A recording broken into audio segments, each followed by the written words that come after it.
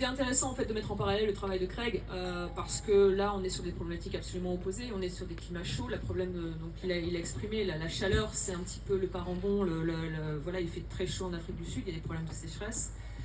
Il est dans une région absolument merveilleuse de l'Afrique du Sud et on est sur un style de vinification drastiquement différent.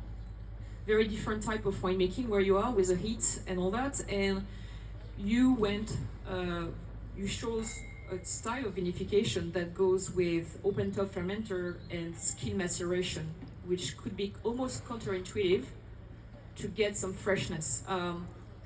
En français, l'idée c'est qu'on est dans une région super chaude. C'est chaud, c'est bon, vous avez tout compris ce que j'ai dit avec mon anglais remarquable? C'est bon? Oui, tout le monde n'a pas les casques en fait. La question, c'est la contre-intuition de se dire c'est chaud et on fait des élevages avec des tendances oxydatives et avec, en plus, sur ce vin-là, de la macération. Alors qu'on se dit, peut-être que si on fait ça, on va encore plus accentuer les phénomènes, peut-être de fatigue aromatique, de fatigue de bouche, on va rehausser des choses qu'on n'a pas forcément envie d'avoir, les chenins, c'est notamment les amers. Alors il y a un péjoratif de l'amer, mais nous on est sur la scène, je pense qu'on aime tous les amers, c'est beaucoup plus nuancé que ça. Donc comment Craig travaille cette problématique de son terroir, de la chaleur sur un travail de cave très différent et avec aussi des vignes qui se comportent de manière très différente. Yeah, so exactly. I mean, just actually a side note on chenin in South Africa, we have outside of the Loire Valley, we have the largest plantings of chenin in the world is in South Africa. This comes from obviously our history through colonization, but also we have a big brandy production. So guys would plant. We left with this wealth of old vineyards, old chenin vineyards. For South African old is about 50 to 60 year old vineyards, and they were planted. The chenin was planted obviously for big acidity, for making brandy, and now we've left with these different pockets of chenin. Particularly in the Swartland, actually, there's a lot. There's on granite. My vineyards are on granite soil. These wines.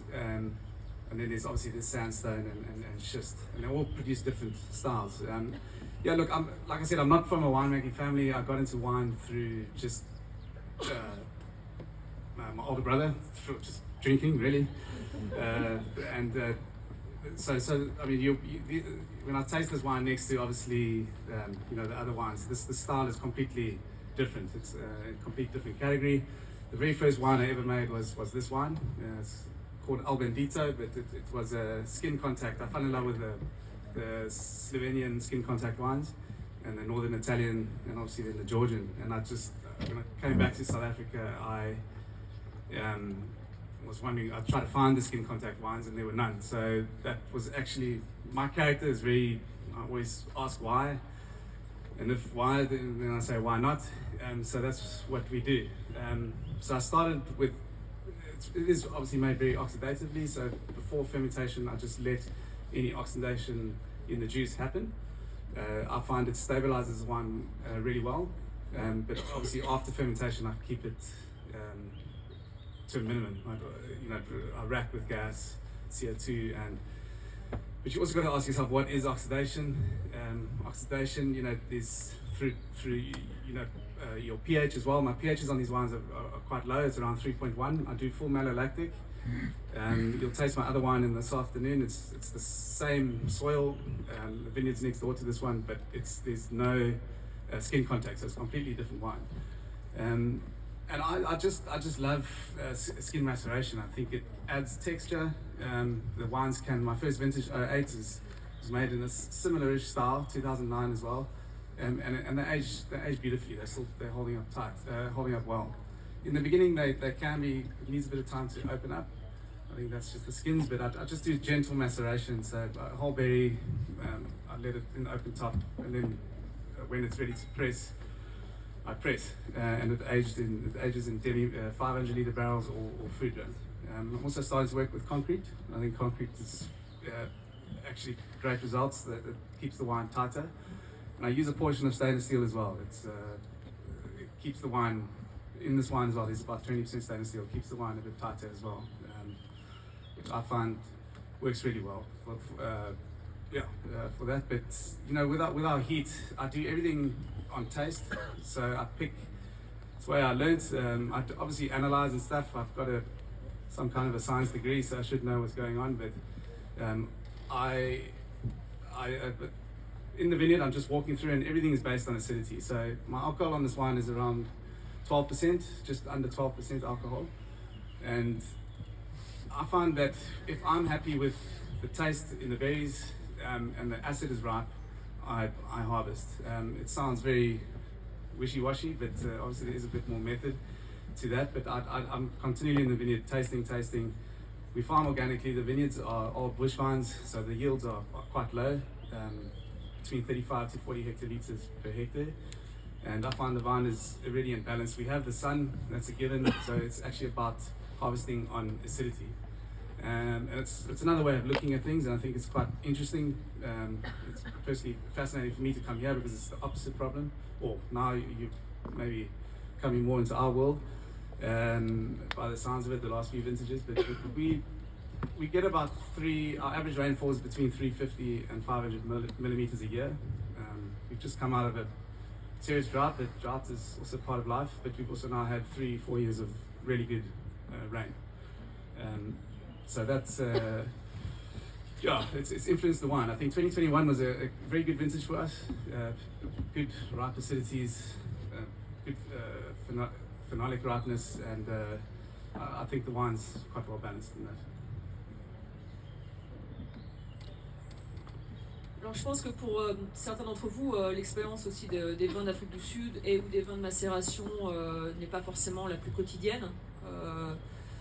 Moi je trouve que c'est un vin, si on me le met à l'aveugle ou si on le goûte comme ça, on ne peut pas dire qu'il n'y a pas quand même, il y a une précision de bouche, il y a une tension, il y a une vivacité dans le vin sans contrebalancer avec la complexité, par rapport à une vinification qui est quand même un petit peu parfois vue à l'opposé de la précision et de la tension de bouche et tout ça. Donc I think, Craig, your wine is reassuring something.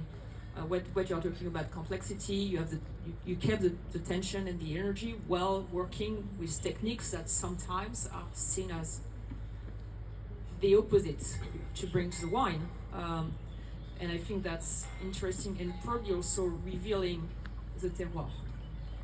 Well, that's what I wanted to ask, because a lot of people say, you said, right, what you think it brings to the wine, texture, there's even a textural freshness, right, contributes freshness.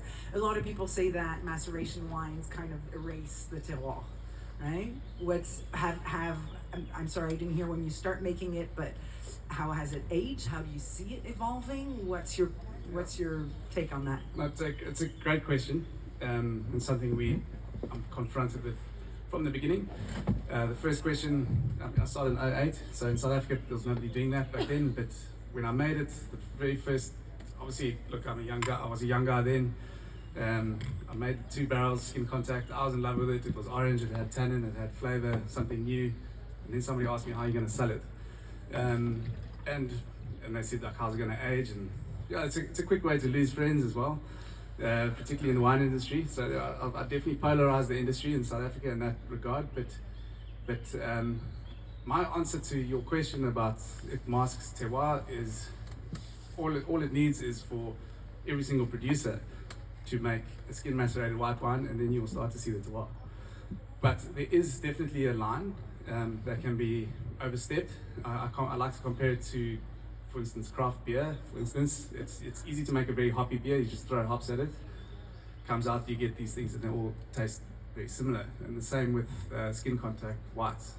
If you overdo it, which I did in 2011, I was really in 10. I pushed the boat out. I did just try to extract too much, and I found I lost the freshness and also that complexity that I get from our soils. The granite. Look, my job making wine with these vineyards is made a lot easier because whether it's me making from this region is called the Partie, which is a granite batholith. It's very decomposed. So decomposed, I like to call it sand sometimes, but underneath is the decomposed granite. But that gives you the saltiness and the freshness. And whether you pick it much later or earlier, you still get that line. And I think finding the right vineyard to make skin contact definitely helps. But what I'm observing now, because I make 3-4 different skin contacts as well from chenin, is that from a weaker vineyard side, sometimes the skin contact can uplift the wine and give you some kind of complexity and playfulness. Look, not every single wine is meant to be pondered and thought about until 4 o'clock in the morning. But this wine, I think, is probably my most complex skin contact, so it's definitely more serious. But I make another range called Baby Bandito, which is on clay soils, and I find the wine's much more simple, so the skin contact there actually improves the wine in my eyes. So yeah, and the aging, correct? It ages very well. It's easy for me to stand here and say that. You guys haven't tasted, but it does age really, really well, and I find it improves. This is very young wine, and it's opening up now quite floral and different, and there's like a sweetness there, which people often think is the wood, but it's actually very old barrels and partly stainless steel, but that's what the skins bring to the wine. But it does, with that tannin and anthocyanin, it definitely ages, and that pre-oxidation.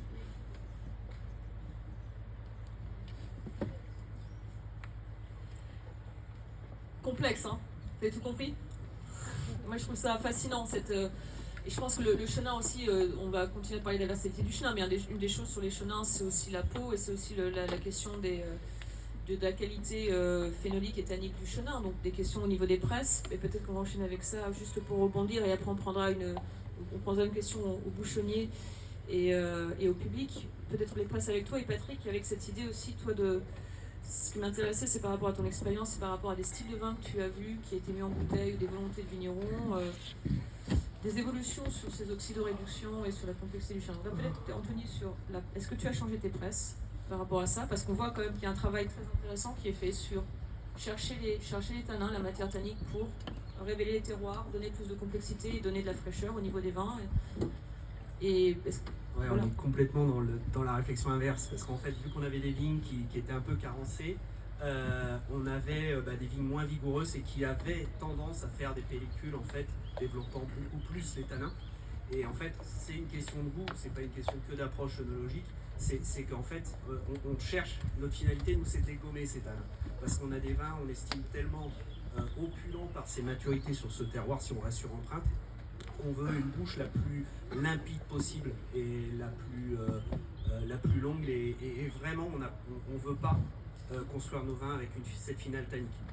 Mais c'est un souhait très personnel. Et c'est là, effectivement, que dans les presses, je dirais que c'est un peu plus le travail aussi à la vigne qui nous a permis, en fait, de retirer un peu ce côté tannique qu'on a eu historiquement. Et qui, pour moi, finissait pas le vin de la même façon. C'est essentiellement là que ça se passe, hein, je pense. La maturité phénolique, le tanin, il y a une vraie discussion à avoir, je pense, sur la maturité phénolique. Les peaux, c'est partie intégrante du raisin, de la plante et à mon avis, du vin. Donc le travail est très intéressant sur les macérations, incontestablement.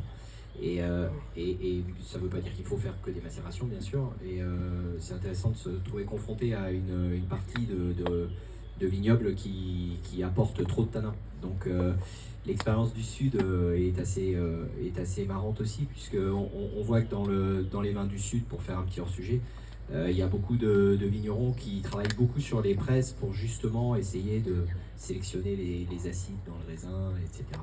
pour pouvoir aller sur la pureté et la fraîcheur. Donc en fait, on a deux modes de vinification qui sont différentes, mais qui sont intéressantes. Alors en ce qui concerne l'oxydoréduction, enfin voilà, je veux dire, l'oxydoréduction, c'est un peu la vie, quoi. Hein. C'est une oscillation, c'est yin-yang, si vous voulez, parce que c'est mauvaise humeur, bonne humeur. Et l'oxydoréduction, elle fait partie intégrante de la vie du vin. Enfin, moi, je le ressens comme ça et ça donne une vraie vibration. Moi, je pense que les vins qui n'ont jamais d'oxydation, jamais de réduction, ils sont quand même ils sont pas forcément très intéressants. Voilà. Je pense qu'il manque beaucoup de vibrations. Et c'est ce qui nous fait avancer, j'entends. Et alors évidemment, l'oxydation peut être destructive, la réduction aussi, mais elles peuvent aussi construire le vin, et je pense que c'est surtout comme ça que ces deux vignerons, ils le voient, c'est dans la construction du vin. Et ça va dépendre effectivement des millésimes, des terroirs et des maturités phénoliques, des parcelles, des porte-greffes, enfin voilà, donc on en revient à tout, c'est très complexe. Mais l'oxydoréduction, ce ne sont pas des gros mots. Et l'oxydation, le travail sur la réduction me paraît essentiel, puisqu'en bouteille, il ne faut pas oublier que le vin est réduit quand même. Donc on est obligé de tenir compte de cette